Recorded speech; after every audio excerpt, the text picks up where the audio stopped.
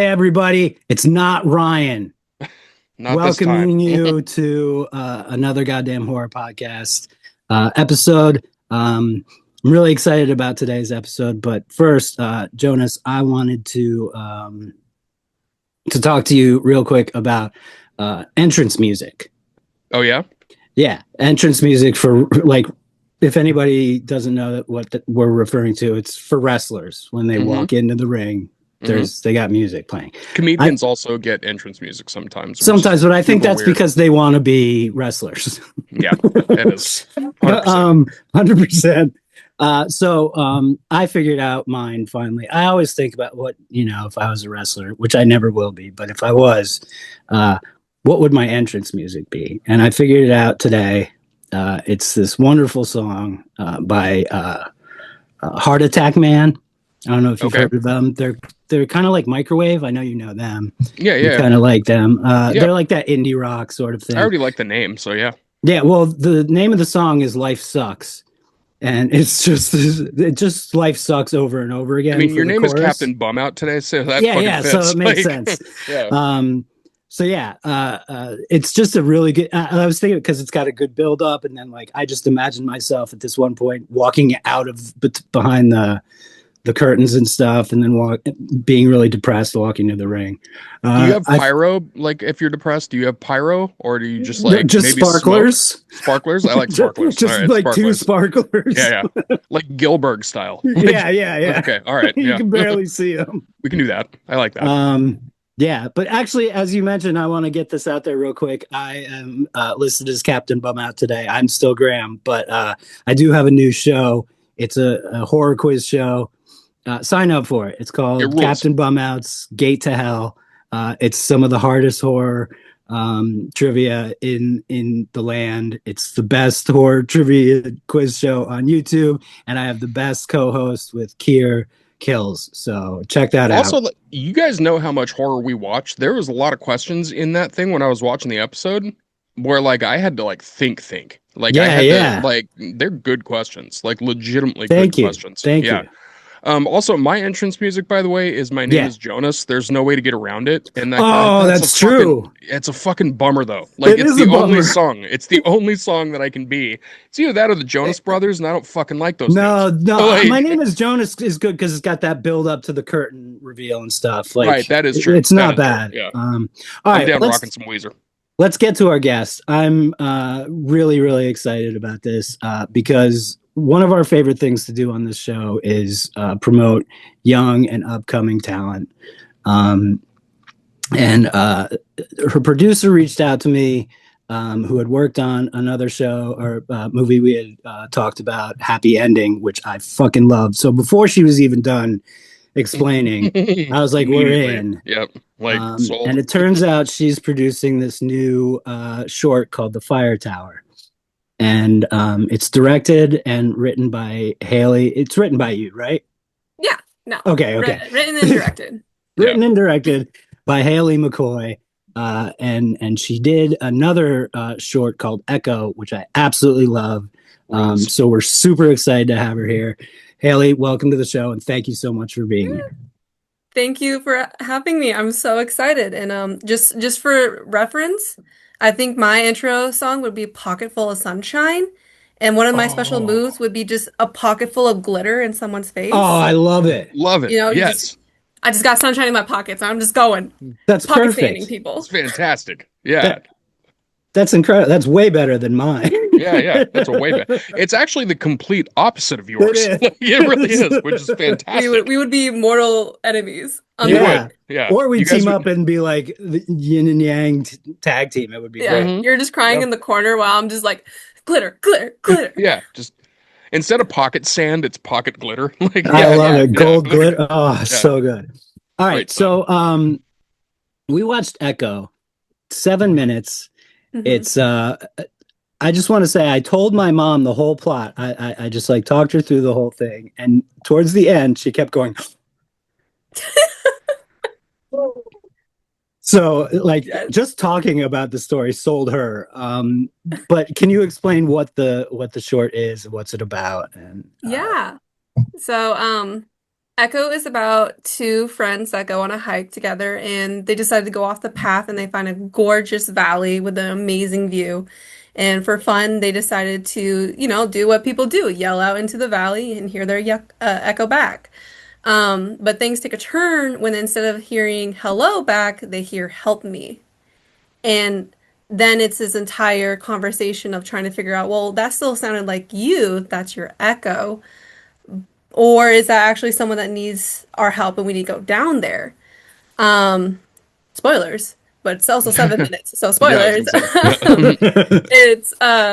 It ends with uh the one of the main characters, Lilith, who is the one who hears her voice coming back to her, yelling, "Help me!" to see if it actually matches, and they get a terrifying scream in return.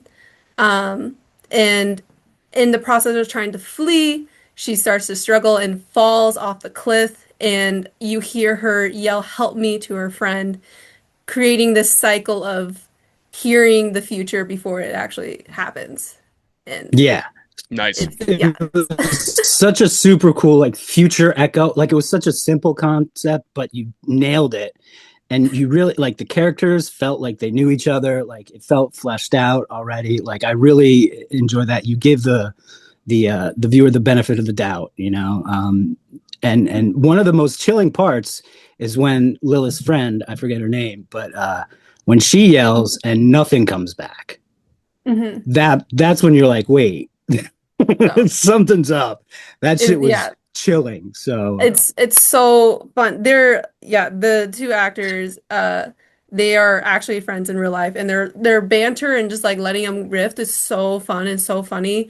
And then Echo actually went into some festivals here in Portland, and so actually hearing people like go, "Oh," when that part happened, because all of a sudden a switch up of like, "Oh, this isn't fun anymore." It's Right. oh, it like literally like oh, I was so happy. yes, So yes. I have a question for you because when I'm watching this, there's something that it reminded me of in a very good way. So Mhm. it's a movie. I'm wondering if you've seen it. It's called A Lonely Place to Die.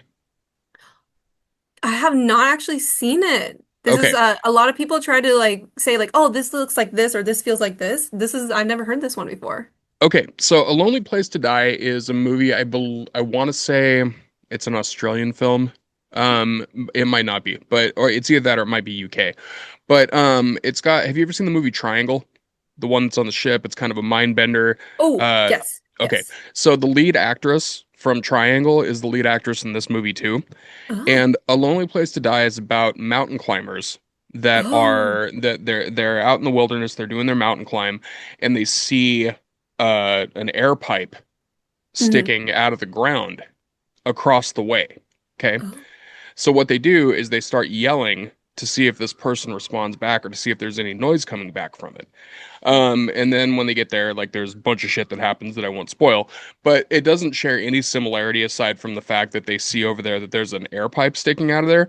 But the Hmm. reason I bring it up is because the tension that yours built within just the 7 minutes really matched the tension that they were able to build in that movie by having just that kind of like that almost liminal space of being Hmm. like, oh, what the fuck is that? Like, is there a person there? Or is like, am I like tweaking out a little bit here? Like, what's going on?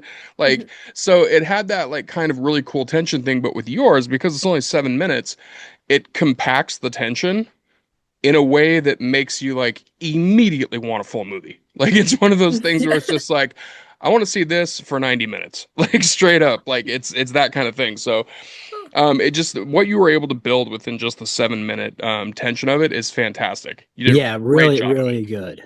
Yeah. Thank you. I appreciate that. I tried really hard. As like again, it was my first short film and um I wanted to make it something that I felt achievable, like I could make good. But at the same time, I also knew that meant I need to keep it sh contained and shorter and how to get a good thing in that amount of time. I don't know if you ever saw the original shorts for Lights Out. Yeah. Yeah, low-key, not a huge fan of the actual movie, but the but the original short is literally 1 minute long and it just has a setup, a build-up, and then a payoff. And I was like, Yeah.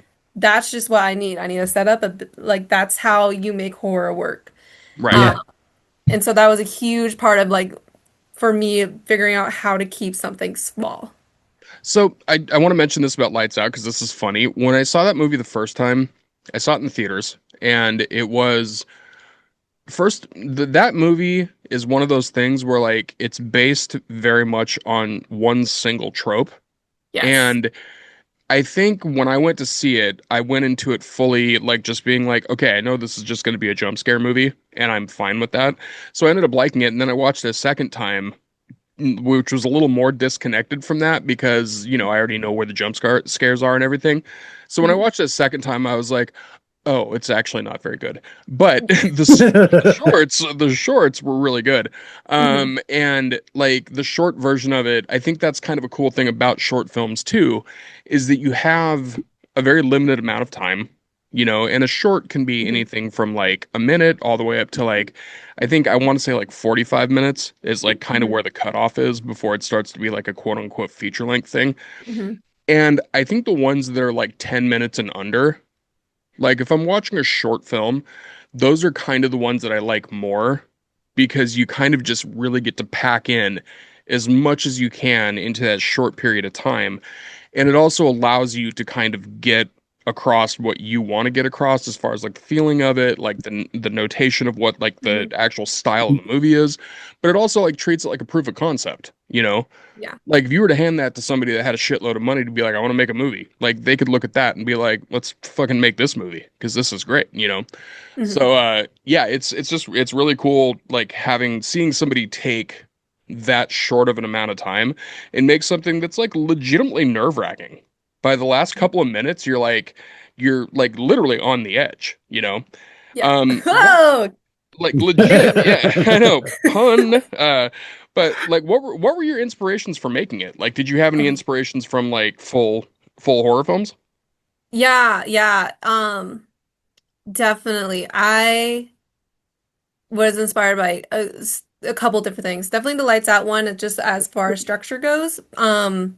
And I count it as a film, even though it is technically a video game. I don't know if you know Until Dawn. It Oh Oh was yeah, yeah.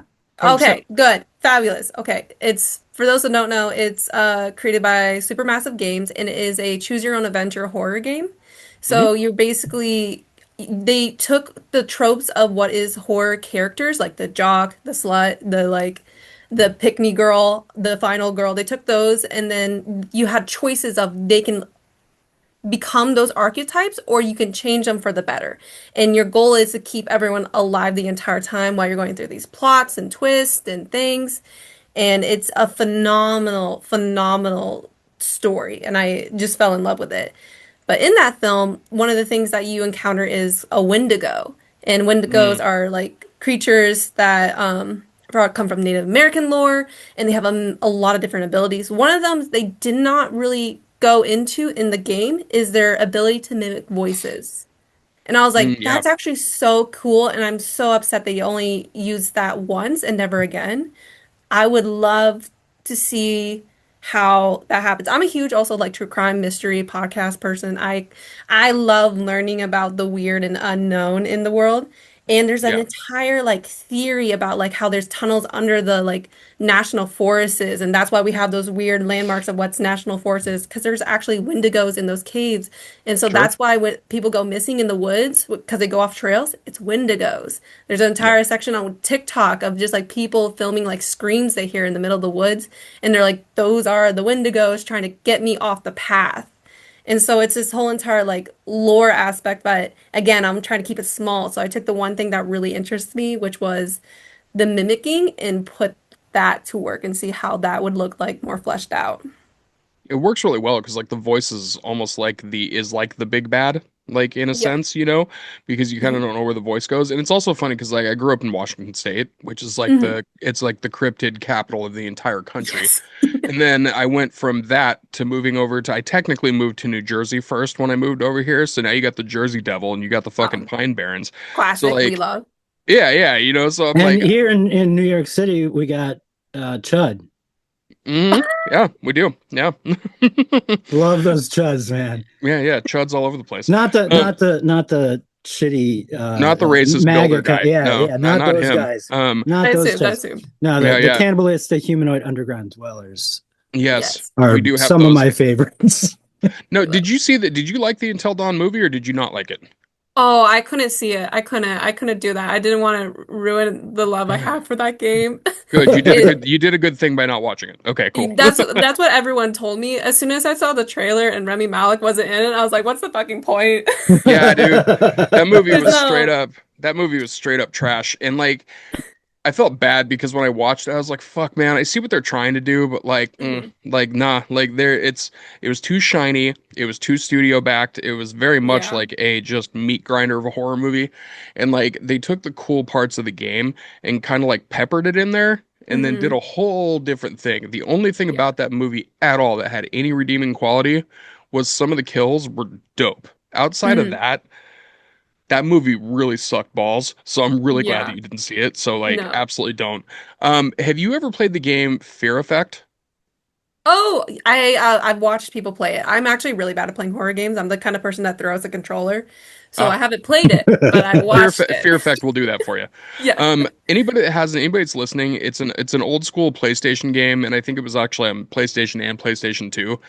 And it takes the control format of Resident Evil, which is hmm infuriating. Like anybody that played the old school Resident Evil games, it's just like it's the most cumbersome controls ever. But as far as a horror game goes, it's kind of like between that and Parasite Eve.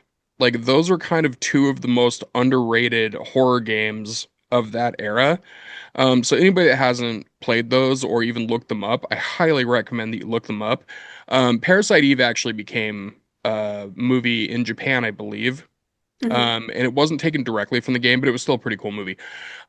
But definitely watch those because if you're into horror video games, like those two are kind of like top of the heap. I mean, Resident Evil is Resident Evil, like everybody knows that Oh one. yeah. But Oh like, yeah.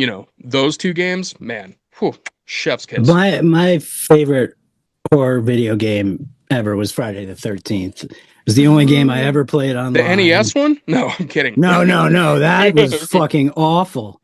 That was so hard. It was You had to find infuriating. No, keys and shit. You had to but light a the fireplace, the and then new Jason one, the just shows up. online one, was fucking hmm dope. You'd either be a counselor or Jason, and I hated being Jason because I felt like all the counselors were making fun of me. I was really bad at killing all the like 12-year-old kids that were playing against me. That's why you Um, play Jason. You pick him up by the ankles and you throw him against no, a no, tree. they like it's sometimes kind of hard to control Jason. Like he moves real hmm fast, but then he like warps, and then you're like, where the fuck? I warped like across the camp. I didn't mean to. Anyway, it got tough. I loved being a counselor. Like you just run and hide, and like, oh, it was great. But then Yeah. they kind of stopped doing that. Anyway, moving forward, uh, uh, so you've got a new one coming up that Yeah. you're working Yes. on. Oh, I and I am. wanted to mention real quick before we get into this because it kind of relates, but the forest thing is clearly a Yes. theme so far in your two films. Um, Yes. and it was beautiful. Like the shots you got, like that mountain was fucking cool and also spooky Yes. in a way. Like I really liked it. It was like ominous. So Thank you. yeah, Shout out Larch Mountain in Oregon, just like an hour-ish outside of Portland. You can see hell all yeah. four of the mountains in Oregon from that viewpoint, but we just chose Mount Hood. Tell me if you agree with this, Haley, because like this is something I think a lot of people don't realize. I would usually bring Ryan in to answer this question, but since you're here, you Who's can be in an ex. Portland right Yeah, now? you can be an Ooh, expert on this. yeah. So tell me if you agree with this with Oregon.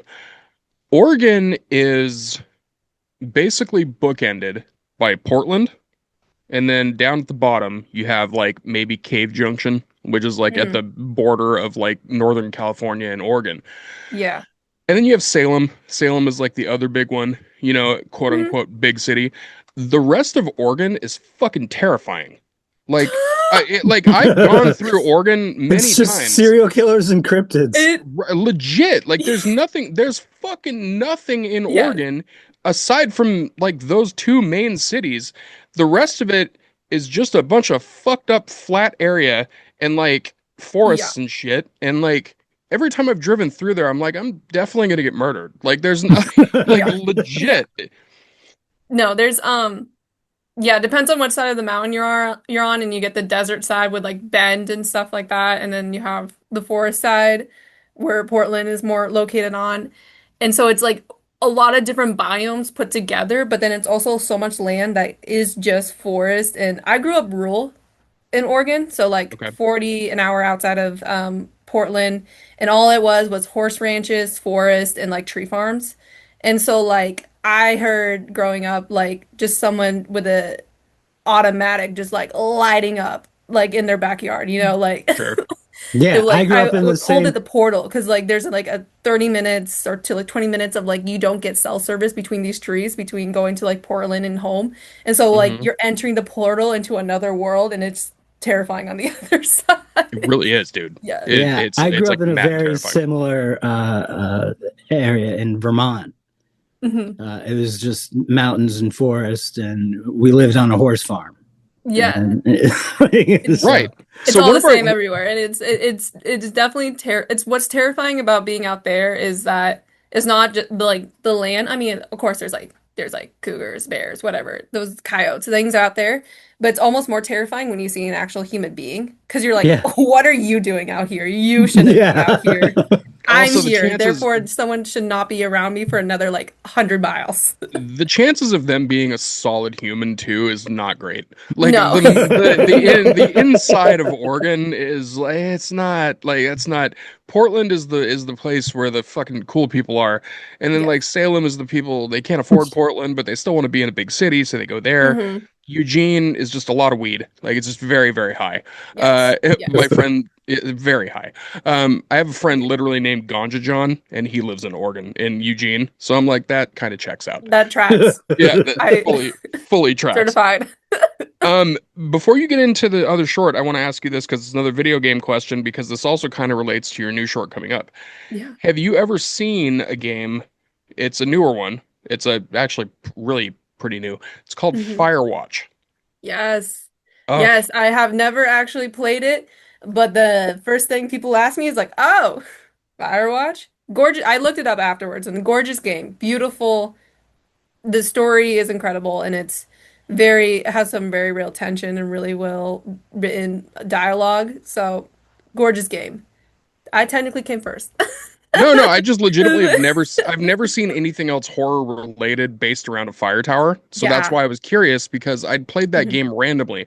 It was like I Hmm. think it was honestly just during one of those times where like work dried up because of pandemic shit.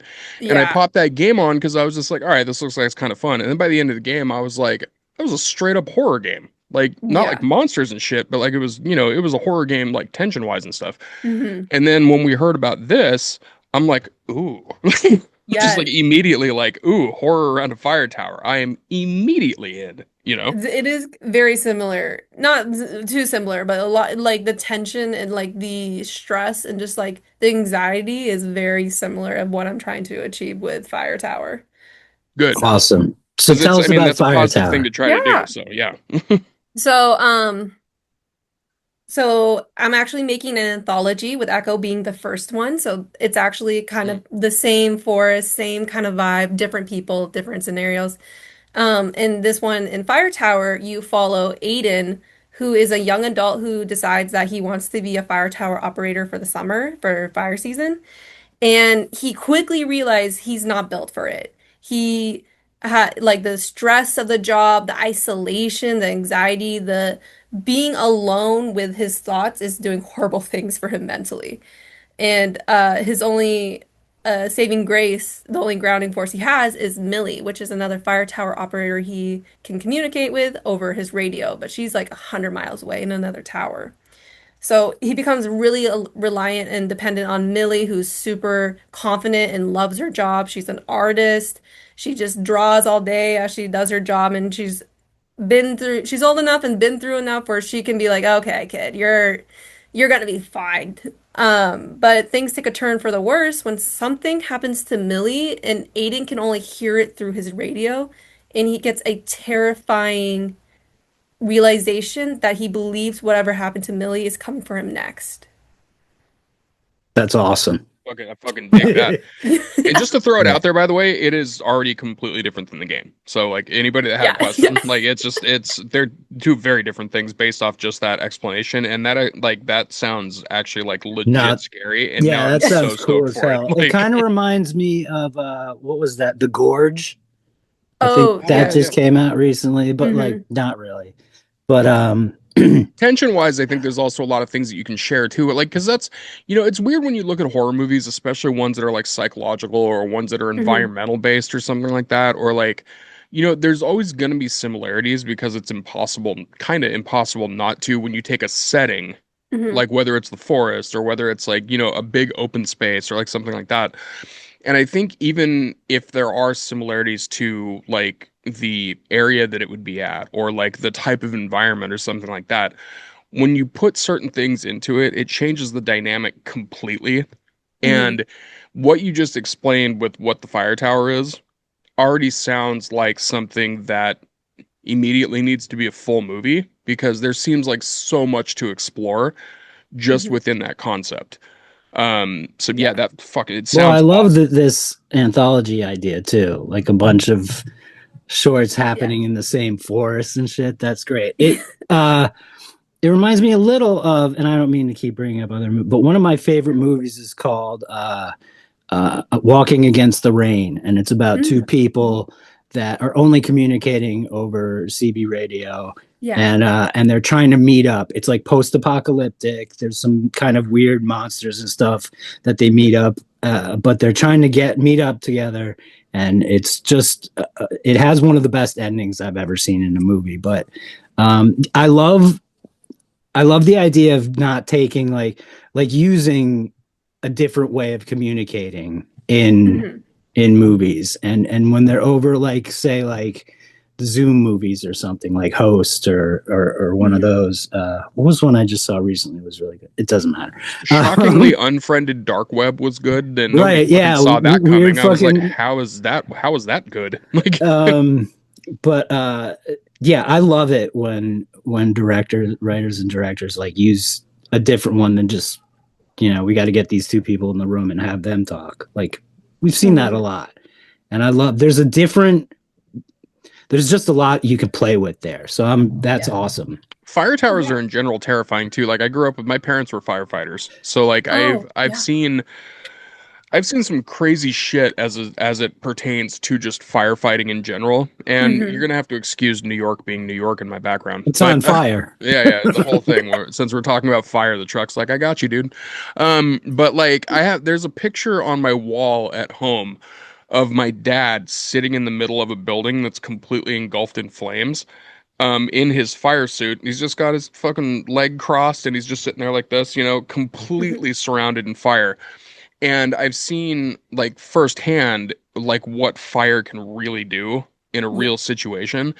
And like the idea of a fire tower, because I know how isolated those are, I Hmm. know how when you look at those things, um, just the idea of what you can do with that setting and with that surrounding is just, it's so open to just such awesome things. It Yeah. really, really is. They're all No. over Vermont and New Hampshire. And I grew up in high school. As soon as we got our licenses, that's where we went. The Like we fire just went towers. to abandoned fire towers and just Yeah. climbed up them. Very Yeah. dangerous. That's Super also, yeah, dangerous. that's actually a huge problem with the decommissioned ones because when they don't have the budget anymore to keep them up, Yeah. they just become like graffiti spots and like Yeah. places for kids to just have parties and stuff, and Yeah. it's always super dangerous. So Yeah. dangerous. We did ridiculously dumb shit up there. I'm sure you did a bunch of drugs up at the top of it, just like we're Yeah. way too high to be getting this high. Like, Yeah. Yeah, yeah. know. But no, it's a really one of the reasons I decided to do it, this kind of hard location, is because Um, growing up rural, we actually twice had to evacuate our home because forest fires were like on the lines of our property. Like we saw like the entire sky went purple because of the cloud smoke and the sun like trying to come through and it can't. Like known the fear of like I could come back to nothing, and it's I want to show kind of my respects, kind of like what these people actually go through to spot these fires, how to how they're trying to like keep them contained so they don't become wildfires that are spread across the country. It's an insanely important job that I don't think gets enough credit and enough understanding of what they actually do. So, though this is like my creative twist on it, it is my love letter to those who have do this job and are trying to keep us safe, keep our forests happy and healthy. That's so fucking cool. I love that. Have you ever seen this is a YouTube creator like a video series called Yes Theory? Yes, They're theory. they're a group of dudes that are they kind of like they live by the mantra or they promote the mantra of saying yes to things that would make you uncomfortable, like going to a new Hmm. country, Oh, going yes, to a theory. new Okay, yeah, place, yeah. this, that, or the other thing. One of the places that they went to is the most isolated fire cabin in the entire country, and it's in Washington State. It's this little Yeah. cabin that's at the top of a mountain, and the only way that you can get there is you have to hike for 2 days, and Hmm. then you have to climb up this snowy ass mountain. And then when you get in there, it's like it literally is just a cabin. It's got like a little Hmm. kitchen, it's got a little cot. But then when you like they show you what the view is from the top of it, it's like, fuck, dude, if anything happens up here, Hmm. anything at all, they won't find your body for a week, like at No. least, and it like immediately just looking from a vantage point like that, it's already immediately scary. So Yes. like taking that with a fire tower, even though it's not this big isolated thing on the top of a mountain, you're also in the middle of a forest. So like Hmm. there's so many things that can Forests happen are there. inherently terrifying. A Yes. thousand percent. Yeah. Forests are Growing terrifying up as in hell. Vermont, I was fucking freaked out all the time. We lived at the bottom Yes. of a mountain there was nothing. It was just woods. There was like a couple snowmobile trails throughout Hmm. the whole thing. And then we'd walk up those and find weird cabins and shit. And like, what the fuck? Who's up here? Like, Dude, weird cabins in the middle of the forest, fucking lo- get out of my face. I I don't love like it. I love it. We'd always go in, but like looking back, I'm like, that shit was terrifying. Like, Yes. that's why I We've watch definitely have horror ghost stories today. and stuff in our forests and stuff. Yeah, you don't Things you fuck with just that Yeah. in see. 2026. No, not at all. Like not Yeah. not absolutely recently. not. That's why I moved to the city. I feel like an Okay. abandoned cabin in the middle of New York would be even more fucked up. Just be like, nobody lives here. What is this? Like, Who has that land? yeah, Who has the what money is for this that? happening? Okay, so did you grow up watching horror? I had a very strict mom when it came to horror, so Okay. I'm catching up. Like the first time I saw Jaws, I was in college.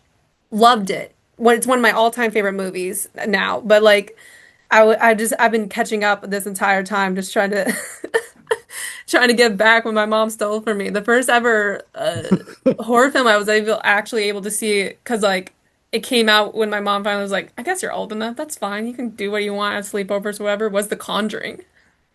Jesus Christ. Yes.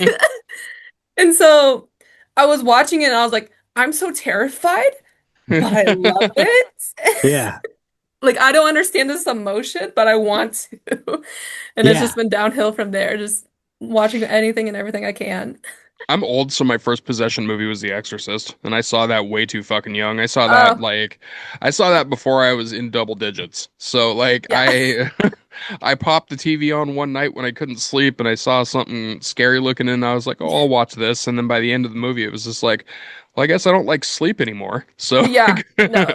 Yeah. I clocked almost the entire Poltergeist, the original Poltergeist, from behind the couch while my parents watched it and didn't know. And I think I've said this before, but fucking got that right here. one, yeah, Oh, it's one of the that's a good greatest. one. Yeah. Um, Once I got to bed terrified, like I snuck back to bed, thought I was gonna die, woke up, was fine. I was like, I fucking love that.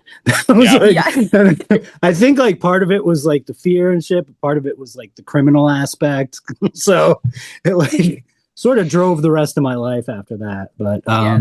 The other yeah, scarier thing I watched when after The Exorcist was Andrew Dice Clay, and then I was like, "Oh fuck, this is comedy." God damn it! Like, no, and now I'm older and a comedian, so I'm like, "That's not comedy. That's no. terrible." Is So what that is. what are some of the newer ones that you found after being able to reclaim your youth that you've Ooh, really loved? I loved uh yeah, no, I loved And The they don't have to be Conjuring. old. They can be, No, newer yeah. ones. I mean, I love I'm a huge psychological thriller person. I mean, I love blood for blood when like you're in the mood for it, but like nothing's scarier to me than like what is in your mind and what you're trying to just figure out. Like, is this actually scary? Is this just me? I love those. But I'm also a huge ghost story one.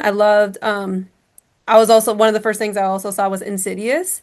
And even Oh though yeah. that has some silly, goofy things, all of a sudden like the SpongeBob-esque song comes on and I was like, why am I terrified? Why is this Yeah. song terrifying? It's a ukulele, you know? Yeah. To be fair, Love that. the first Insidious, to be fair, is good. The other Yes. ones, the first one's No. good. Like, Yeah, so yeah. yeah, we can go from there. The They first were, one's yeah. actually legitimately scary. Yes. The first one was good. It was, and it's great watching films as you're growing up as a teenage girl and you just hear like 20 other girls scream at the same time and you're like, ah, yes. This is a good atmosphere. You're like, that's the one right there. Yes. Yeah. Yes. I think I Yeah, ghost love the stories. first Paranormal Activity. That one was phenomenal. yeah. Um, and that was just it felt so new and unique. I loved it. Um, I like the new the first one, the first half. The second half, I was like, but It's the fair. first one, beautifully done, beautifully done. Everyone Um, likes the kid stuff more. yes, The yeah, second I mean, one's so CGI heavy that it kind of yeah. takes you out of it like every 30 minutes or so. Something happens. You're just like, well, now it's not fucking scary anymore. That looks No, like. there's less. Yeah, there's less like I don't know, like character development in the second one, and so it's like there's not much of like a stakes. It feels like so you're not invested as much. I agree with that. Yeah. It's the newest horror film that I watched that literally I was like, what the fuck is this and why do I like it? Is it's called Infinity Buffet. It just premiered at a festival last year and it's literally the entire film it's like you're watching infomercials the entire time. I've It's like you're heard of sitting on your this. couch and every single thing is just like you're flipping through channels of the different infomercials and you slowly learn the story of this like small town and like which stores have beef because they're next to each other. But then but it's like 90s infomercials, you know? So you have the shitty green screen, you have like the really Love bad it. like auto man that's just like punching down the prices. You have Right. the thrift store that's like singing jingles every single time of being like, our speakers are on sale for $99, you know? Like Right. it's so zany and so weird, but then it immediately takes a hard left turn into like the cult, and you're just like, I think I'm just here now. I just have to absorb it all, and there's no time to actually think about it. It was phenomenal. It was a great ride. Is That it, sounds it awesome. is it Buffet Infinity? Yes. Okay. Yes. That Yeah, sounds this fantastic. this looks so good. Yeah, it's you can rent it on Hmm. Oh shit, Prime. it's already out. Yeah. Yes. It's from Canada too. I'm a huge fan of Canadian horror. Just Canada in Oh. general, but Canada keeps putting out like great horror. Oh yeah. Dude, there's so many people from Canada that are like, um, Top tier yeah, and horror like I kind writers of and also call them like directors. sleepers because you don't really realize that they're Canadian until you actually Yeah. like talk to them. You're like, oh fuck, you're from this place in Canada, and like there's so many horror creators from there, so many. Hmm. Yeah, really good stuff coming from Canada. But So and psychological horror. Since you're into that, I have a question for you. If you've seen this, have you ever seen the movie Frailty? Frailty. Bill Ooh. Pullman Yeah, Ooh. and Paxton, right? no, it's just Paxton. That's It's Oh, on got it's my Paxton. Matthew McConaughey. It's Matthew got Bill. McConaughey, that's right. Yeah. So it's on my list. It's definitely on my list. I haven't gotten around to it yet, but it's on my list. So based off just the time that we've talked to you today, I think you're gonna absolutely fucking love that movie Hmm. because it's psychological. Hmm.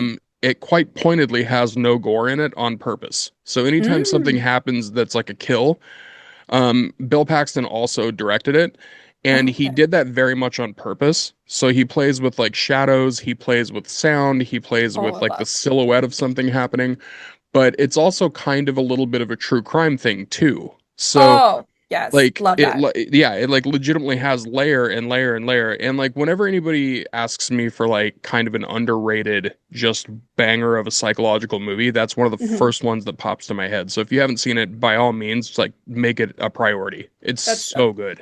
Will do. I will do. I'll put that to the top. My all-time favorite psychological movie is more in the thriller than horror, but there is some horror aspects into it, is Cure it was directed by Kurosawa's son.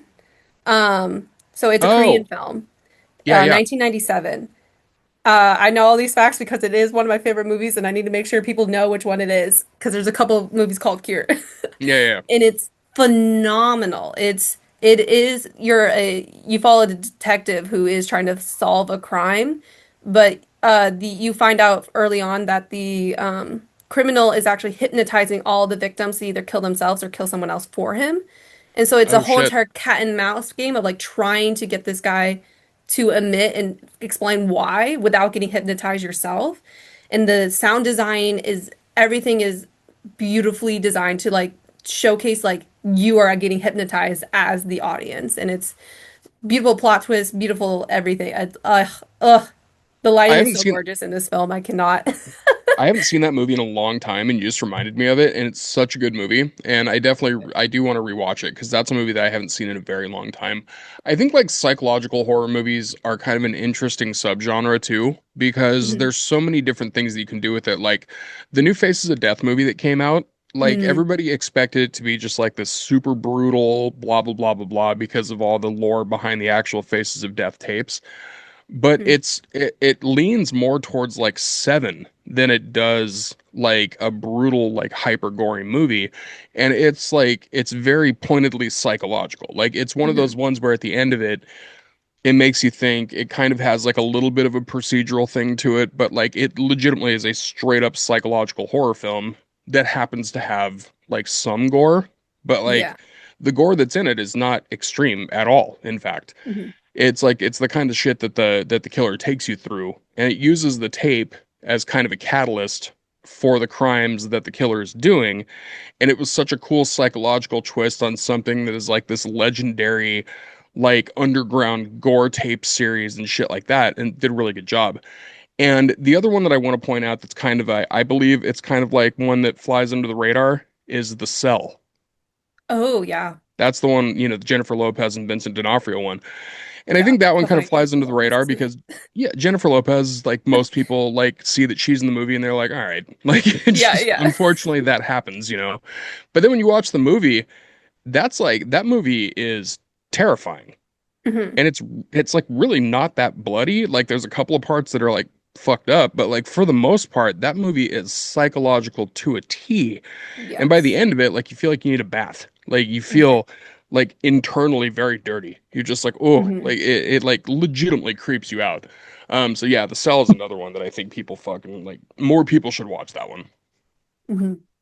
Agreed. Um, Fucking awesome. Hale, you're rad. Do you want to try our Dawn of the Dead list series of questions? Oh, absolutely. Hit me with them. All right. This is the Dawn of the Dead list, recently renamed from the Kill list in honor of our good friend of the show, RIP, Donna. Um, Number one, should we go Freddy or Jason? Oh, to go up against or just like fave? Any way you want. However you Okay. interpret the either or. Okay. 'Cause like Jason's kind of just a man, and I feel like I can take him on.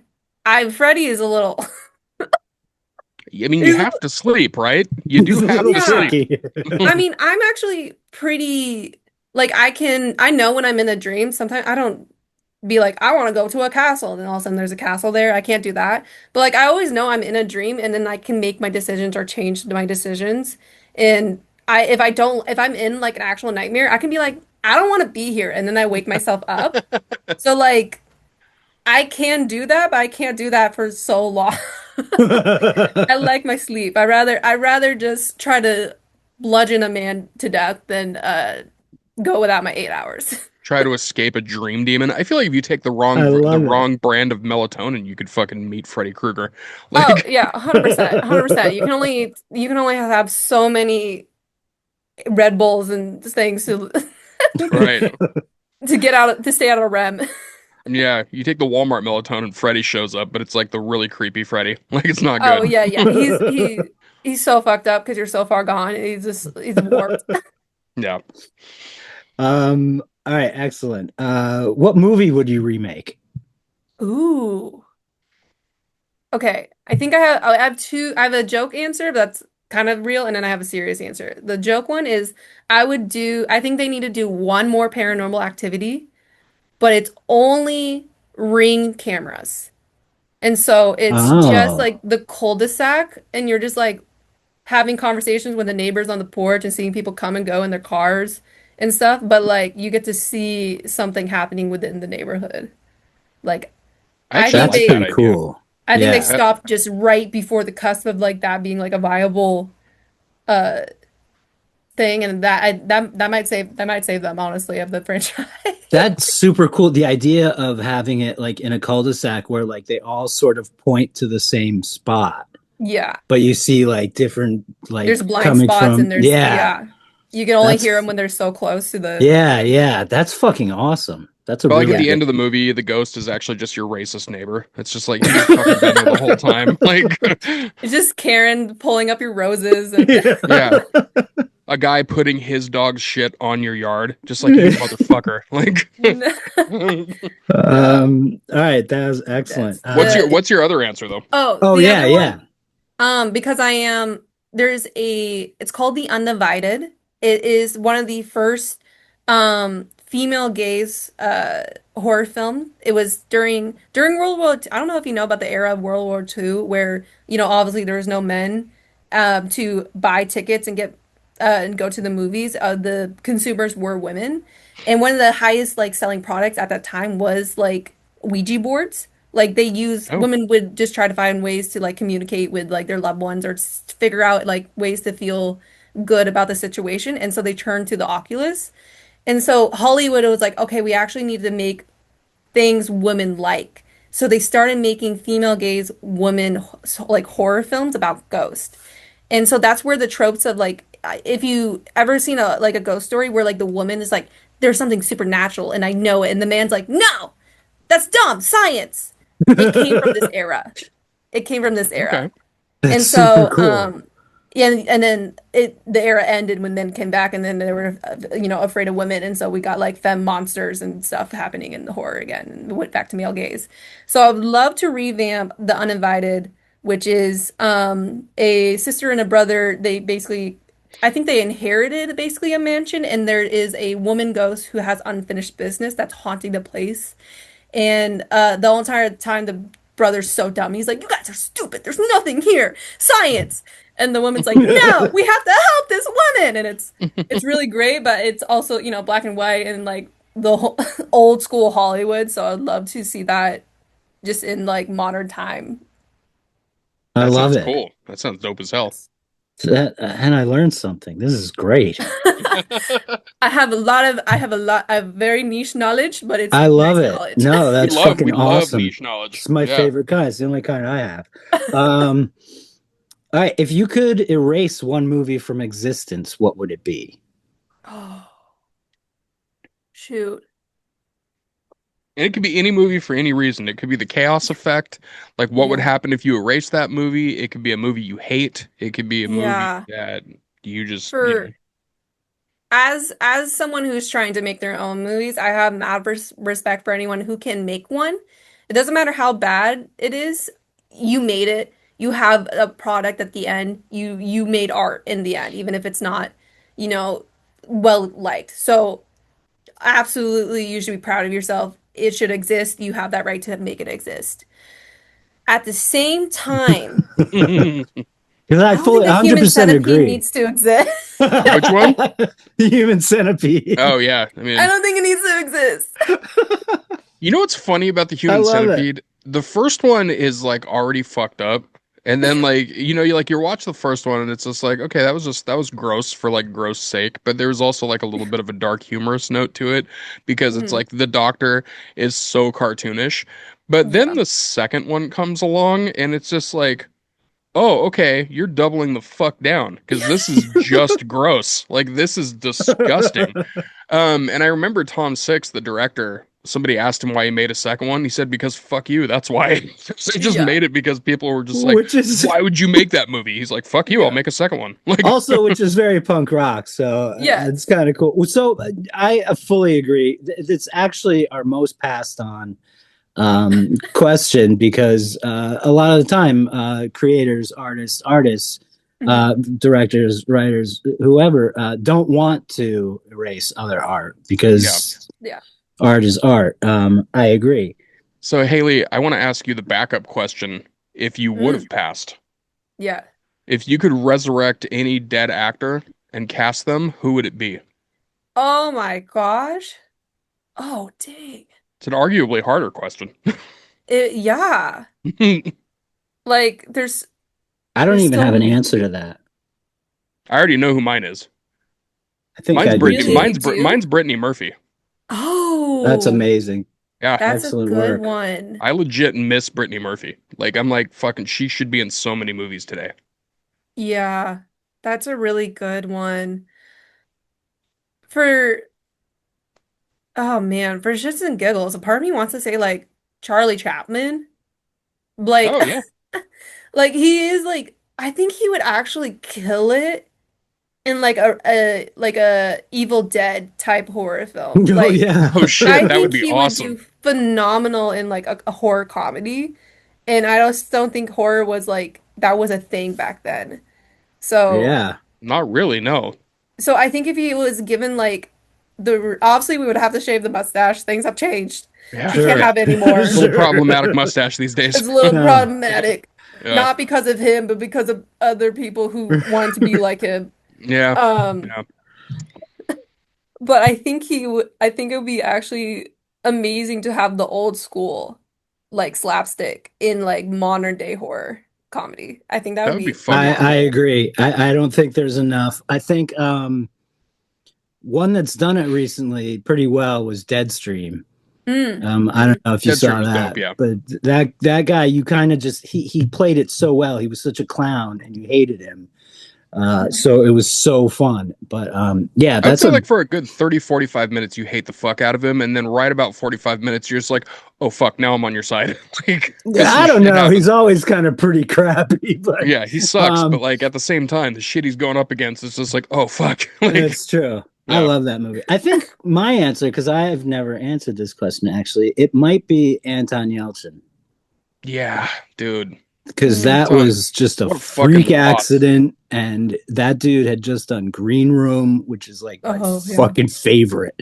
And I think he was an exceptional actor, and I think he would have gone on to do stuff with that indie like kind of like ideal and stuff. He was getting some big roles and stuff, but I feel like he would have always like He kind was of kept it real. he was also I'm a, in just the for your I am very trust. I don't trust anybody really in Hollywood. it's also fair. I don't Um, like most Hollywood horror.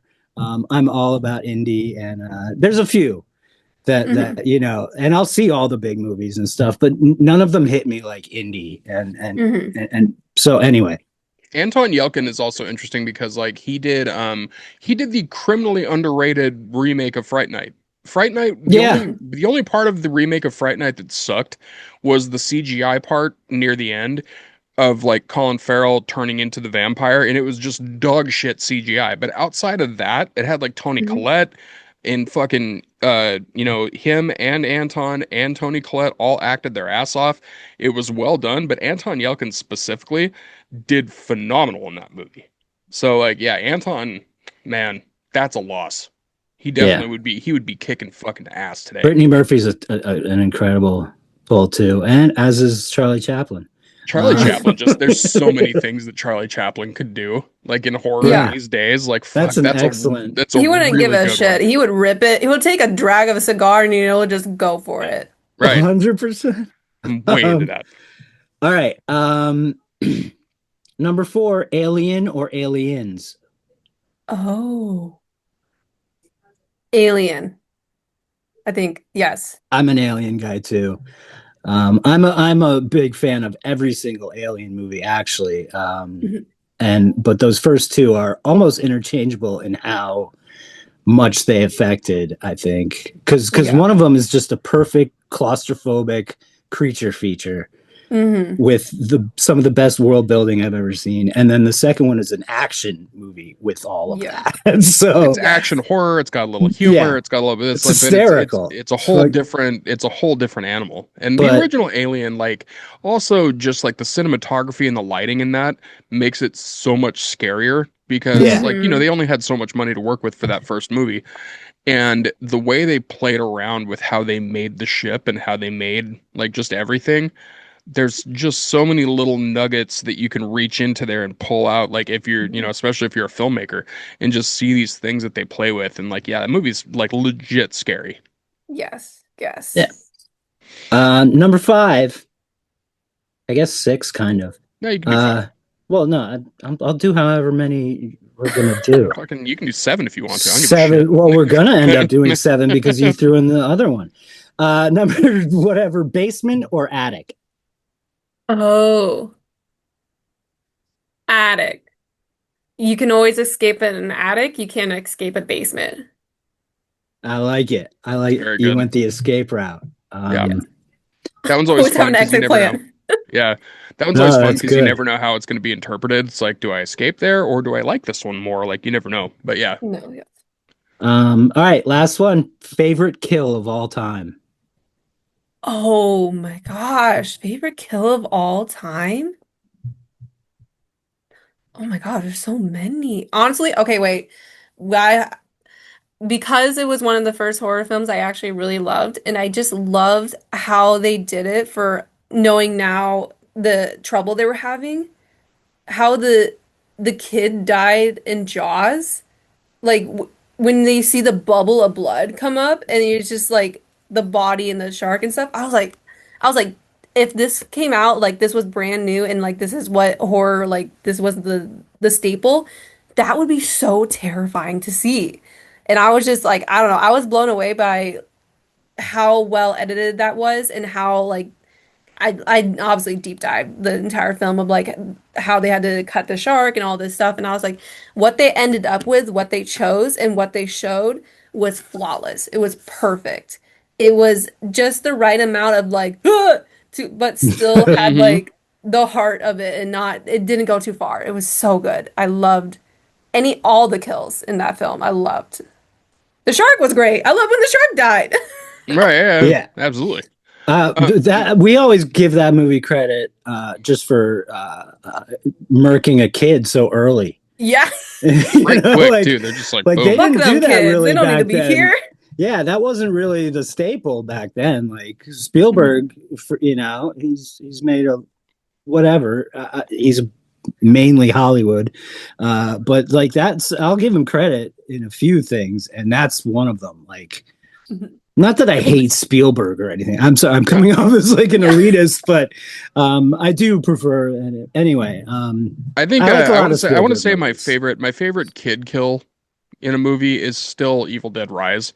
Just Oh, Yeah, because they add a kid just to kill the kid, which yeah. is just like that's my favorite shit ever. They're just like this love. kid shows up, he just walks across the hallway and then gets thrown into a fucking wall. And they're just why? Just because fuck that kid. That's why. Like there's no reason. The I mean, kid had no reason at all to be in that movie aside from like maybe he wandered onto set and they were just like fuck now we gotta kill this kid. Like god damn it. Like there's just no reason. He was just there. Like Pet Cemetery is a good it's a good kid Ooh. kill. kid kill. That's a really good one. That's That a is a good really kid kill. good, devastating one. But Yeah, yes. That and one hurts. Hereditary. Now that I think about it, Also, yes. Yes. Yeah. The most Yes. devastating kid kill is not even in a horror movie, though. It's Macaulay Culkin in My Girl. That's the most Oh. devastating one. It's pretty That's the rough. most devastating kid kill. Oh. I was gonna Yeah. say Bridge to Terabithia. That No, one made me cry. it's still the bees. It's still the fucking bees. You can't see without his glasses. Like, Oh my Right, you're God. right. it's a heartbreaker every time. All right, well that was fucking awesome. You crushed it. I think I'm gonna say it now. Once the fire tower is out, you should come back on because Yeah. you're awesome to talk to. You've got great taste. You're funny. This is awesome. I'm so Yeah. excited.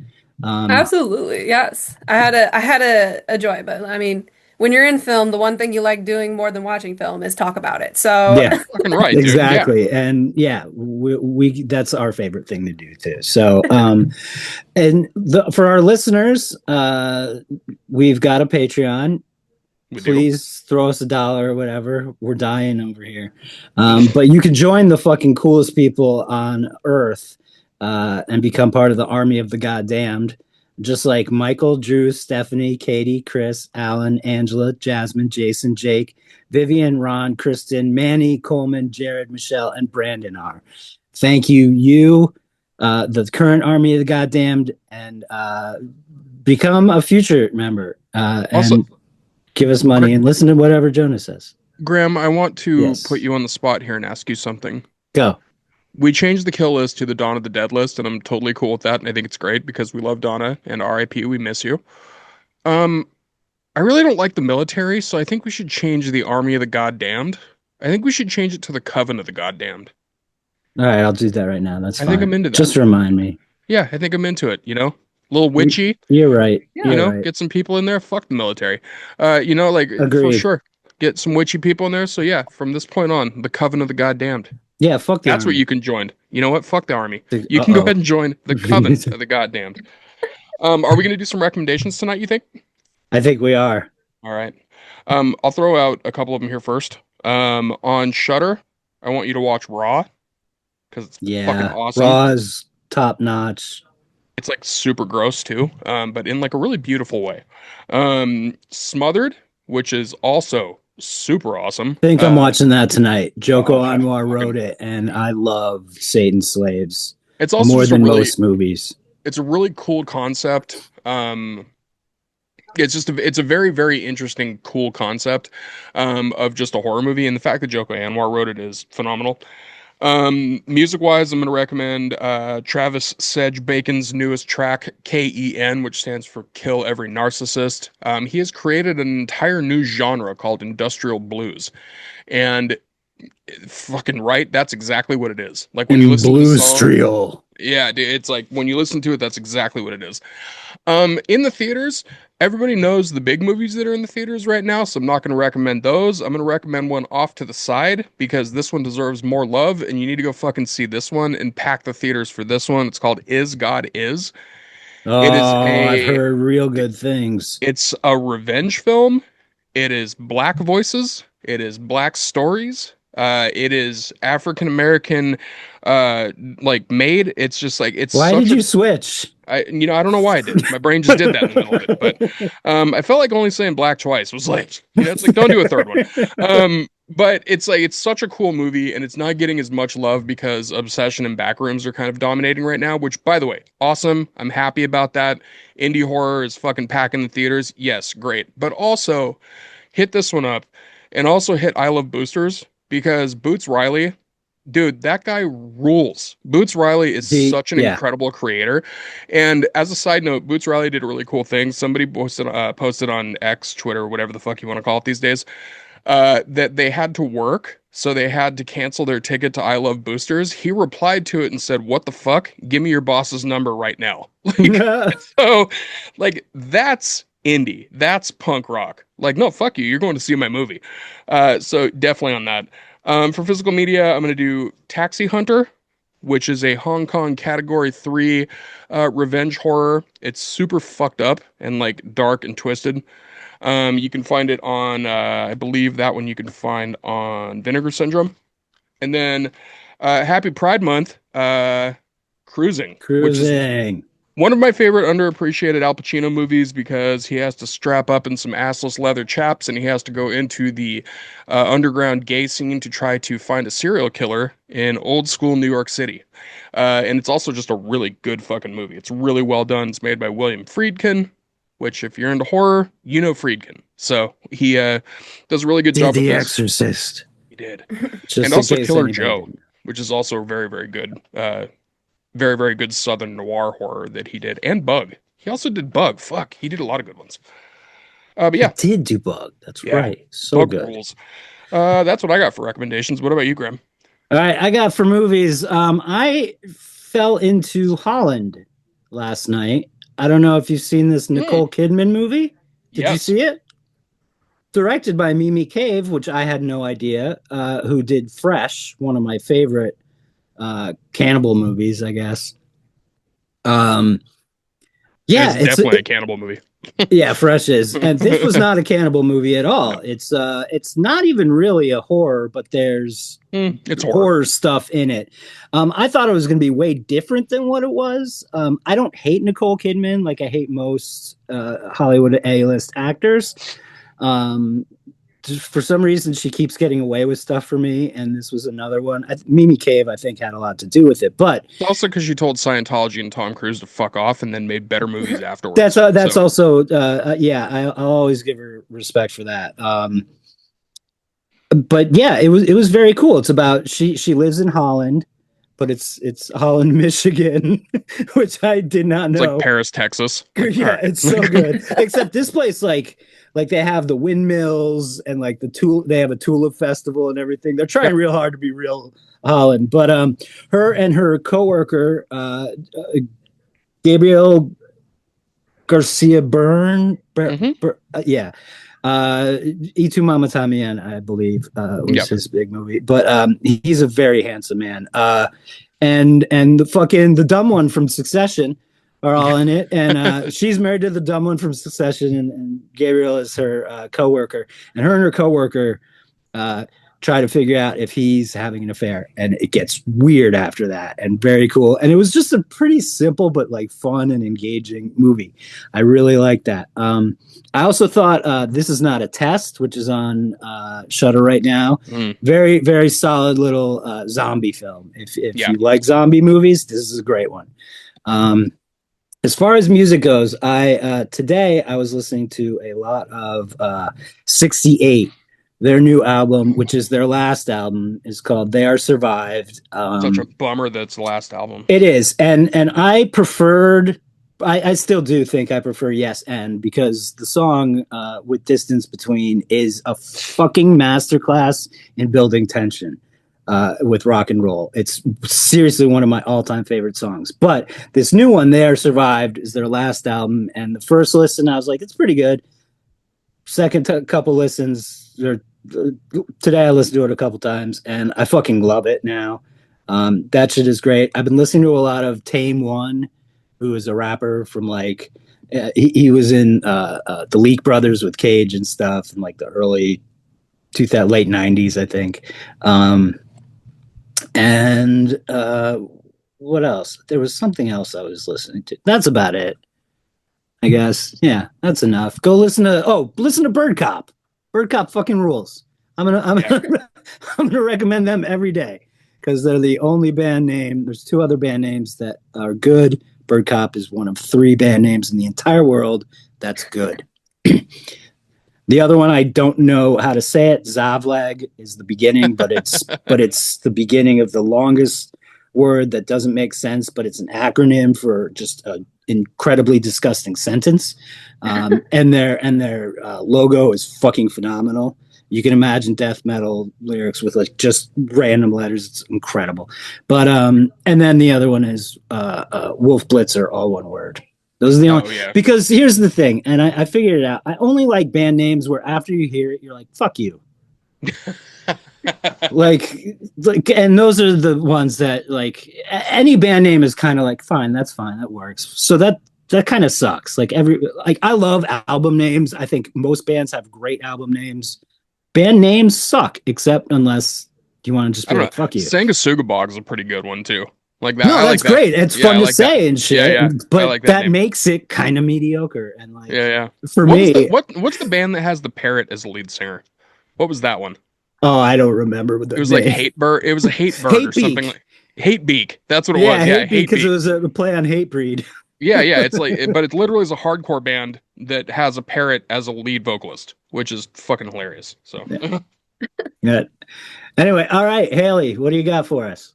what do you want to recommend? Um, I'll do a book because we haven't done a book yet. It's called Tender is the Flesh. It is a Spanish book. I read it in the translated English, but it is basically kind of think of like Big Brother esque where like the in the near distant future, basically, there's a virus that if you eat an animal, you become very ill, you die. Planet goes crazy. They annihilate all animals off the planet Earth, but people still love meat. So they decide to legalize cannibalism, and they now have meat farms of humans and you Fuck yeah. follow this manager of some of the meat farms, and he goes through the inner turmoils of remembering what life was like before the meat farms and also after, and it's just a huge like inner monologue about just like the world, how horrible it is, but also like it is what it is, and it's so beautifully written. It's so grotesque too. They go into details of how they, eat and also cut up humans, but you kind of get desensitized to it, and that's the whole point, and it's phenomenal. I cannot recommend that book enough. That fucking rules. Fantastic. I think our other co-host is the he's actually an author too, and Hmm. He does splatterpunk, so like yeah, he's into the nasty, nasty he's our shit. book guy, and I feel like he's mentioned that book before. Ah, it's a That good one. sounds fucking dope. I might not have been listening to him, but I haven't Yeah, heard of that book. So Uh, like that sounds awesome. we don't really listen to him when he starts talking about books. Yeah, That's well, fair. No, that's not true. neither one of us can read. We're just like fucking No, words, this get out of here. yeah, That's why we like pictures. Yeah. exactly.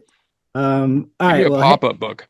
Haley, that was fucking incredible. Thank you so much for coming on. And when you're done, when the movie comes out, we're gonna have you back on. Yeah. Because this is fucking rad talking horror with you. Yeah. Yeah. I had a blast myself. Thank you so much for letting me be here and to Gap. Yeah, dude, of Absolutely, course. anytime. I don't. Ryan usually does the. Do you have any send off there? Yeah. I'll say basically what he does. Like, if you're going through shit right now, because of course you are, look at the fucking world. Yeah, We need you here. You're horror fans. We all got to stick together on it. The more yeah. horror We love fans, the you. Hit us better. up. Yeah. If you're going through any shit, just hit us up. We don't have answers a lot of times, but we definitely have ears and we can listen. And sometimes that's really all you need. But whatever it is that you're going through, we want you here. Stay here. In the meantime, start some fires and break some glass. Woo! Start fires responsibly. Yes. Yes. Yes.